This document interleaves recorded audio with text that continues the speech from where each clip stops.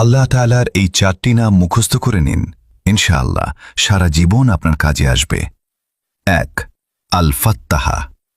আপনি যখন কোনো জটিল সমস্যায় বা বিপদে আটকা পড়েছেন এবং কোনো উপায় খুঁজে পাচ্ছেন না, তখন এই নামে আল্লাহকে ডাকুন। তিনি বন্ধ দুয়ার খুলে দেবেন। এর অর্থ সবকিছু উন্মুক্তকারী, কঠিন পথ সহজকারী এবং বিজয় দানকারী। 2. আস-সামি।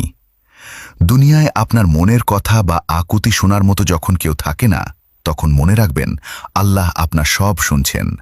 আপনার প্রতিটি গোপন দোয়া এবং হৃদয়ের আওয়াজও তার কাছে পৌঁছায়।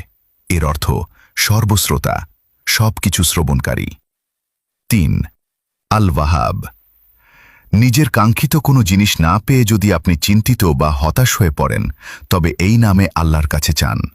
তিনি তার অসীম ভাণ্ডার থেকে আপনাকে উত্তম কিছু দান করবেন। এর অর্থ অগণিত, অহেতুক ও সীমাহীন দানকারী। 4. আর রহমান।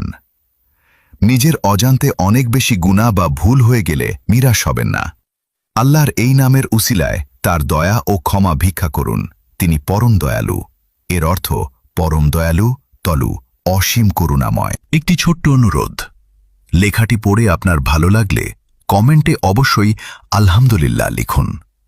পোস্টটি শেয়ার করে অন্যদেরও জানার সুযোগ করে দিন। আপনার একটি শেয়ার হয়তো অন্য কারো উপকারে আসতে পারে, আর এর বিনিময়ে ইনশাআল্লাহ আপনিও সদকায়ে জারিয়ার সওয়াব পাবেন। আল্লাহ তাআলার এই 4টি নাম মুখস্থ করে নিন, ইনশাআল্লাহ সারা জীবন আপনার কাজে আসবে। 1. আল ফাত্তাহা। আপনি যখন কোনো জটিল সমস্যায় বা বিপদে আটকা পড়েছেন এবং কোনো উপায় খুঁজে পাচ্ছেন না, তখন এই নামে আল্লাহকে ডাকুন। তিনি বন্ধ দুয়ার খুলে দেবেন। এর অর্থ সবকিছু উন্মুক্তকারী, কঠিন পথ সহজকারী এবং বিজয় দানকারী। 2. আস-সামি। দুনিয়ায় আপনার মনের কথা বা আকুতি শোনার মতো যখন কেউ থাকে না, তখন মনে রাখবেন আল্লাহ আপনার সব শুনছেন। আপনার প্রতিটি গোপন দোয়া এবং হৃদয়ের আওয়াজও তার কাছে পৌঁছায়। এর অর্থ সর্বশ্রোতা, সবকিছু শ্রবণকারী। 3. আল ওয়াহাব।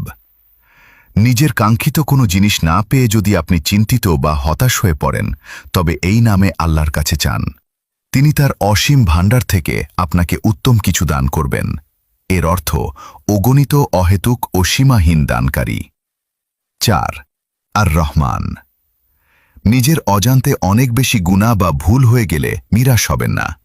আল্লাহর এই নামের উসিলায় তার দয়া ও ক্ষমা ভিক্ষা করুন। তিনি পরম দয়ালু। এর অর্থ পরম দয়ালু, তলু, অসীম